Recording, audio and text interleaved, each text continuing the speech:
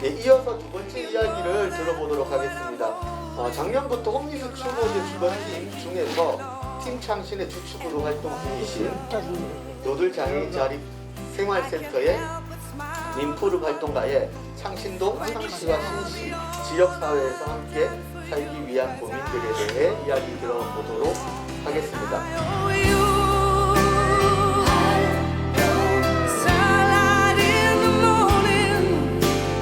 노들장애인 자립생활센터에서 활동하고 있는 민프름이라고 합니다. 찾아와 주셔서 감사합니다. 네, 저희 곧 동지여서 팥시루떡도 준비했어요. 와주셔서 너무나도 감사드리고요. 돌아가시면서 귤이랑 팥떡 한 팩씩 꼭 챙겨가시면 너무나도 감사하겠습니다. 다시 한번 와주셔서 너무 감사드립니다. 네, 창신동 창씨와 신씨 지역사회에서 함께 살기 위한 고민들이라고 발제 제목을 한번 붙여봤어요. 저희 노들센터에서는 2020년부터 종로구 창신동에 거주하고 계신 창신동 쪽방촌에 거주하고 계신 등록 미등록 장애 당사자 주민분들을 만나 뵙고 있는데요. 이제 뒤에 소개해드릴 창신동 창씨와 신씨의 사례는 그동안 만나 뵈온 당사자분들의 사례, 그리고 당사자분들을 조력해온 경험을 재구성해온 가상의 사례들입니다. 창씨의 사례는 창신동의 쪽방촌에 거주하고 계신 신체장애 당사자분의 사례이고요. 신씨의 사례는 창신동 쪽방촌에 거주하고 계신 정신장애 당사자분의 사례입니다.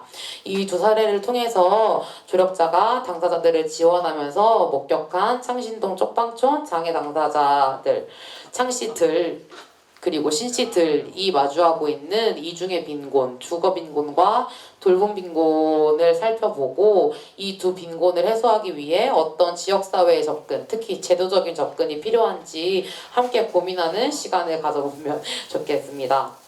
네, 창신동 창씨의 소개 사례부터 한번 살펴보면 좋겠습니다. 창씨는 옛날 등급, 그러니까 옛날 얘기 듣듯이 들어주시면 되게 좋을 것 같아요. 창씨는 옛날 등급 3급으로 소아마비 지체장애 당사자입니다. 창신동에는 크고 작은 공장이 많다는 이야기를 듣고 왔습니다. 다리에는 장애가 심했지만 비교적 팔은 아니어서 일을 할 수 있었습니다. 그런데 나이가 들면서 장애가 심해지면서 공장에서 더 이상 일하기가 어려워지면서 쪽방이 있는 남측으로 내려와 지내게 되었습니다. 그렇다고 창신동을 벗어날 수는 없었습니다. 그 전에 일하던 공장들에서 간혹 간단한 배달 업무를 시켜주는 일들도 있었기 때문입니다. 쪽방은 공용의 화장실, 공용의 세면대, 공용의 간이 주방들이 있었습니다. 보증금이 없다는 점은 좋았지만 이곳 그 어느 곳에도 접근할 수 없었습니다. 스쿠터로 들어갈 수가 없어서 화장실, 세면대, 주방 모두에 기어 들어가야 했습니다. 특히나 화장실은 푸세식이라 사용이 불가했습니다. 화장실은 자연스럽게 배달 일을 하며 지하철 화장실을 사용하게 되었습니다. 한 방에서 몇 달 혹은 몇 년을 살며 주거 환경이 나아 보이는 방을 찾아 이 방 저 방을 옮겨 다녔습니다.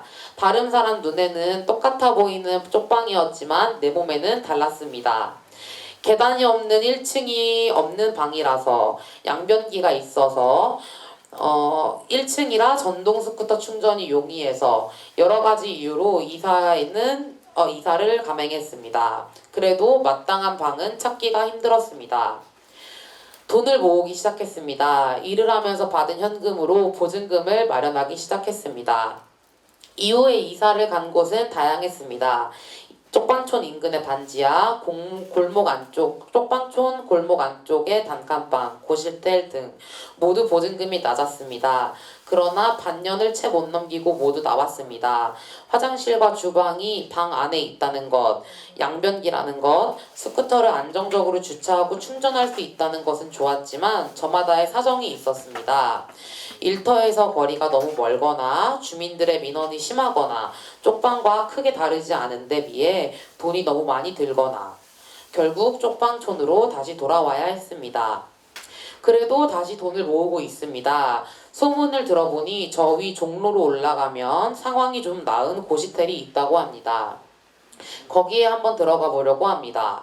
임대주택에 들어간 이웃을 알지만 부럽지 않습니다. 너무 외롭다는 이야기를 거의 매일 듣습니다. 그는 노원구 영구임대주택으로 갔는데 매일 혼자 지낸다고 합니다. 종로에서 임대주택을 구하려고 해보았으나 너무 어려워 일찌감치 포기했습니다. 고시테이 지금은 제일 적합한 것 같습니다. 네, 여기까지가 가상으로 구성해본 창씨의 사례이고요. 창씨의 주거빈곤부터 살펴보도록 하겠습니다.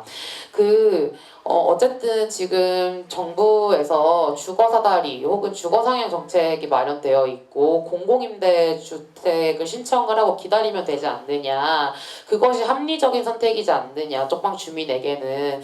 그러니까 이런 어떤 생각을 하시는 분들도 계실 것 같아요. 근데 실제로 취약 거처 현장에 계시는 당사자분들, 특히 장애 주민분들에게 그것이 정말 합리적인 선택이냐는 좀 살펴볼 필요가 있을 것 같습니다.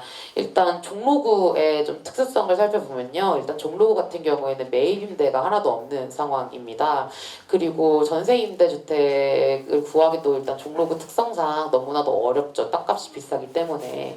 그리고 1억 2천에서 이제 전세 임대를 좀 구한다고 하더라도 이제 좀 휠체어가 접근 가능한 엘리베이터가 있고 좀 스쿠터나 전동 휠체어를 안정적으로 이제 주차를 하면서 충전을 할 수 있는 접근 가능한 주택을 구하는 일이 생각보다 쉽지 않습니다. 그렇기 때문에 공공임대 정책을 활용하는 것이 과연 당장 이분들이 발품을 팔아서 그것을 구하는 것이 합리적인 선택이냐라는 것을 조금 따져봐야 할 일인 것 같고요. 그리고 영구임대주택을 좀 옵션에 넣는다고 하더라도 아시다시피 영구임대주택을 신청하고 나서 그걸 들어가는 게 정말 십수년이 걸리기도 하는 일이잖아요. 어쨌든 그걸 기다리는 동안 이분들은 그 삶을 살아가야 합니다. 쪽방촌에서.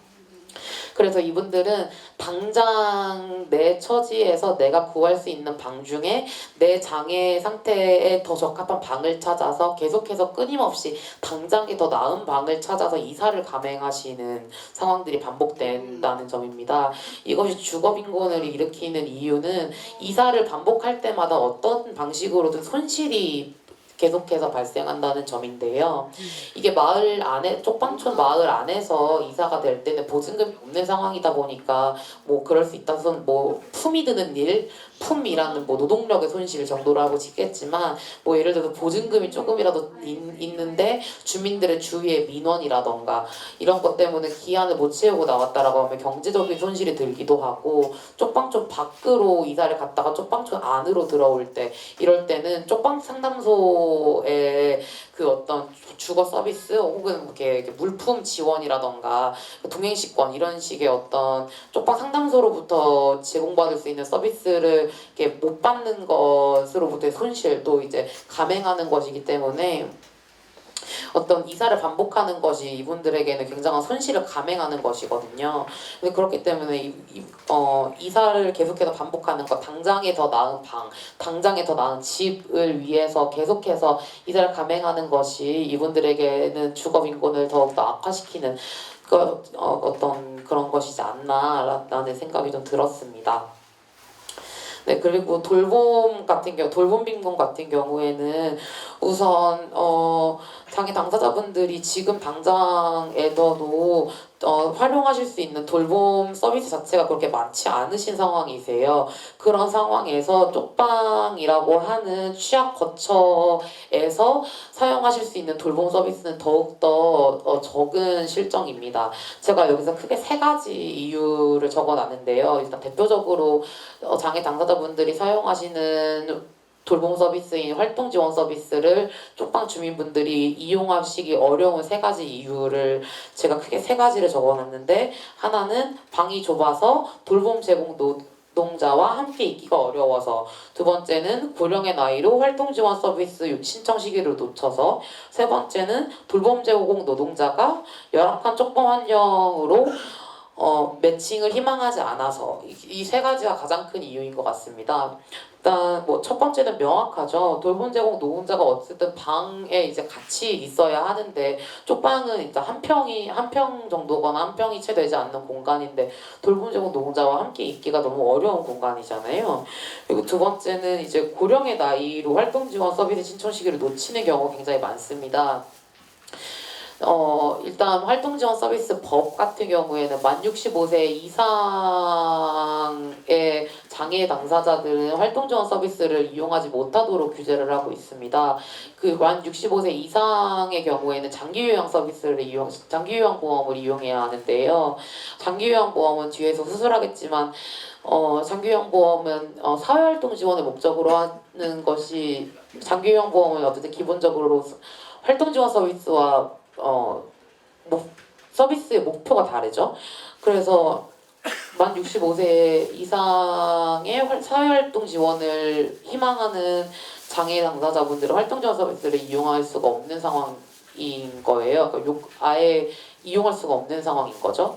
세 번째는 일단 활동 지원 서비스 활동지원사가 시급제 노동자분들이시기 때문에 이분들이 동일 임금을 받으면서 쪽방이라는 취약거처 환경에서 노동을 하시도록 이렇게 강제를 할 수 있거나 할 수 있는 게 전혀 아니잖아요. 그래서 매칭을 희망하시지 않으면 그분들이 희망하시지 않는 그러니까 오롯이 이게 활동지원사분이 선의 혹은 호의에만 기대야 하는 상황이기 때문에 활동지원사의 매칭 자체가 굉장히 어려운 상황이다. 그래서 쪽방에 거주하시는 분들이 활동지원 서비스를 이용하시기 굉장히 어려운 상황이다. 그래서 이분들이 돌봄 빈곤에 조금 더 시달리고 있는 상황이다라고 볼 수 있을 것 같습니다. 네, 다음으로는 이제 정신장애 당사자이신 신 씨의 사례로 좀 넘어가서 살펴보도록 하면 좋겠습니다. 신 씨는 조현장애로 정신장애 판정을 받으셨고 거리에서 오랜간 지내시다가 쪽방으로 들어오신 분이십니다. 그러나 쪽방에서의 삶이 거리에서의 삶만큼이나 쉽지 않았다고 합니다. 어느 날 방으로 돌아온 신 씨는 방문이 잠겨 있다는 걸 알았습니다. 주인에게 방문을 열어달라고 요청했으나 이미 세입자가 바뀌었으니 비키라는 말만 돌아왔다고 합니다. 그가 그의 망상을 쫓아 전라남도 경상남도 이곳저곳을 다녀오며 방을 비운 지 3달여가 지난 뒤였습니다. 다음으로 옮긴 방에서도 오래 지낼 수는 없었습니다. 그를 내보내라는 수없이 많은 민원이 중간관리자와 건물주에게 들어왔습니다. 그가 그의 목소리와 대화하는 모습을 사람들은 이해할 수 없었습니다. 특히나 그가 그의 목소리와 싸울 때라도 있으면 그의 이웃들은 그에게 돌이라도 던질 기세였습니다. 그는 처음에는 몇 년을 간격으로, 다음에는 몇 달을 간격으로 이사를 해야 했습니다. 마지막 방에서 그는 가장 오래 살았습니다. 살았던 근 1년 중 6개월을 그의 망상을 쫓아 남도에 내려가 있었기 때문입니다. 그는 남도에서 핸드폰도 잃어버리고 다치기도 했지만 그럼에도 불구하고 남도와 서울을 왔다 갔다 했습니다. 이번 중간관리인은 그가 차라리 방을 비우는 게 낫다며 굳이 내쫓지 않았습니다. 그렇게 남도에서 돌아온 어느 날 그는 무언가 남도에서 일이 잘 풀리지 않았는지 목소리와 골목에서 대화를 나누다 크게 싸웠습니다. 그 싸움은 이웃들과의 싸움으로 번졌고 그는 이후로 방으로도 마을로도 돌아오지 못했습니다. 신 씨의 주거 빈곤 같은 경우에는 그 위에서 말씀드렸다시피 마을 내 혹은 마을 간 잦은 이동에서 기인하는 것 같습니다. 그 정신장애 특성상 그 이분들이 그 목소리와 대화를 하시거나 혹은 목소리를 따라서 이렇게 신 씨의 경우 이제 뭐 전라남도, 경상남도로 이제 목소리에 따라서 이제 뭐 남도에 뭐가 있, 연고가 뭐가 있다, 뭐 이런 한번 거기 가야 한다, 뭐 이런 식으로 이렇게 이동하시는 목소리를 쫓아서 이동하시는 경우들이 있잖아요. 근데 그런 경우들이 많으니까. 그거에 따라서 방을 비우거나 목소리와 대화하거나 이런 것들이 그 주위 이웃들로부터 민원의 굉장한 원인이 되는 것이죠. 그렇다 보니까 민원에 계속 시달리게 되시는 거고 그럴 때 당사자는 당연히 한 방에서 오랫동안 지내는 것이 어렵고 거듭된 퇴거 요청을 받게 되시는 거예요. 그래서 이 경우에 당사자는 퇴거를 당하시고 더 저렴하고 더 쉽게 계약할 수 있는 방을 찾아서 쪽방촌 내 혹은 쪽방촌 주위에서 더 잦은 이사를 하게 되시고 이는 이제 결국에는 취약적 주거를 전전하게 되는 주요한 원인이 되는 것 같았습니다. 그리고 제가 이 신 씨의 사례의 마지막을 방으로도 마을로도 돌아오지 못했다라고 결론 지은 이유는 특히나 정신장애 당사자분들의 경우에는 시설 입소 쪽방에서 시설로의 입소 위험이 굉장히 높기 때문이었습니다. 이렇게 민원에서 퇴거로 끝나면 다행이었겠지만 경찰로 신고가 들어가서 자타의 위험이 있다라고 판단되는 경우에는 행정 입원의 절차를 통해서 혹은 연고가 있는 경우 동의 입원의 절차를 통해서 정신요양시설로 입원되는 경우들이 굉장히 많더라고요. 그래서 장애인 거주시설로의 입소 위험이 굉장히 높아서 이분들이 취약주거를 전전하는 것뿐만 아니라 정신요양시설로의 입소 위험이 굉장히 높았다. 그래서 그 시설 입소의 위험이 높은 주거빈곤의 위험도 있더라라는 거를 꼭 말씀드리고 싶었습니다.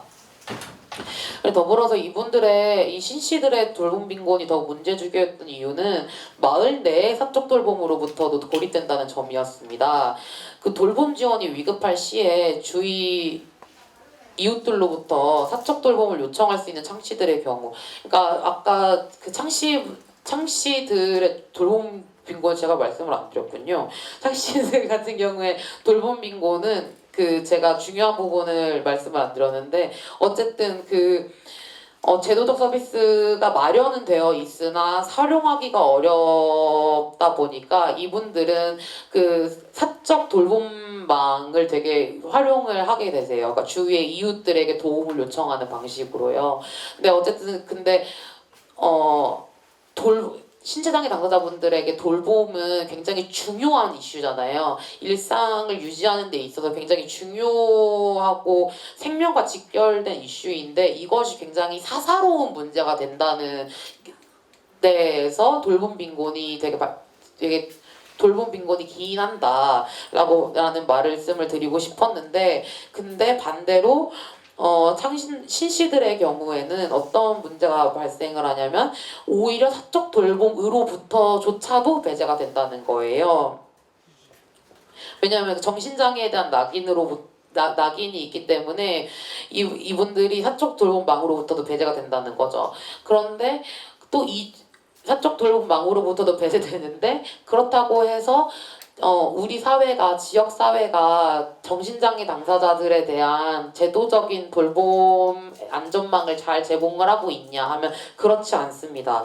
기존의 제도적 돌봄은 신체 장애 당사자들을 기준으로 제도화된 면이 매우 크기 때문에 정신장애 당사자들은 이용하기 매우 어려운데요. 우리가 소위 X1 점수라고 하는 예를 들어서 활동 지원 서비스를 받으려고 하면 당신이 일상생활 동작을 어느 정도 할 수 있느냐를 기준으로 당신은 몇 시간의 활동 지원 시간이 필요하다라고 판정하고 있는데 대부분의 정신장애 당사자분들은 활동 지원 점수를 그렇기 때문에 많이 받지 못하거든요. 일상생활 동작 수행에서는 가능하다고 판단되기 때문에요.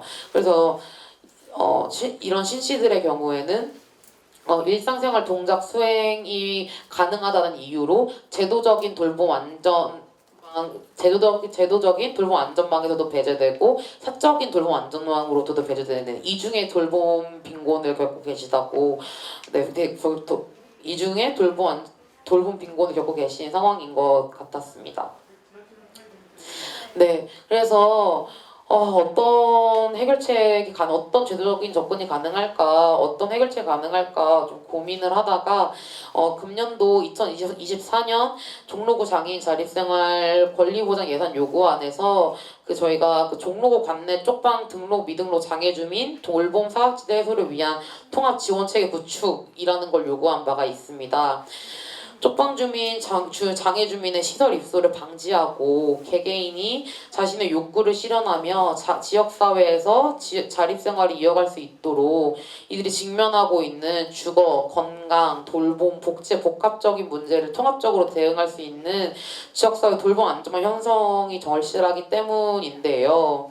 이에 첫 번째로 자치구 관내 쪽방 거주 등록 미등록 장애 주민 사례 지원 전담 부서를 재구성하고 두 번째로 자치구 관내 쪽방 거주 장애 주민 대상 자립욕구 조사 실시 후 개인별 자립 지원 계획 수립하고, 셋째, 자치구 관내 쪽방 거주 등록 미등록 장애 주민 대상 신규 돌봄 서비스 개발해라 라는 건데, 여기 어쨌든 첫 번째는 그겁니다. 지금 구청마다 어쨌든 사례 지원과가 있어요. 그러니까 사례 지원과가 있는데 그 쪽방 촌 안에서 장애와 빈곤 등 여러 가지 소수자성이 교차하는 개인에 대해서 사례 지원을 진행을 해라. 그거를 전담하는 부서를 만들어라. 라는 게 요구안이 하나가 있었던 거고요.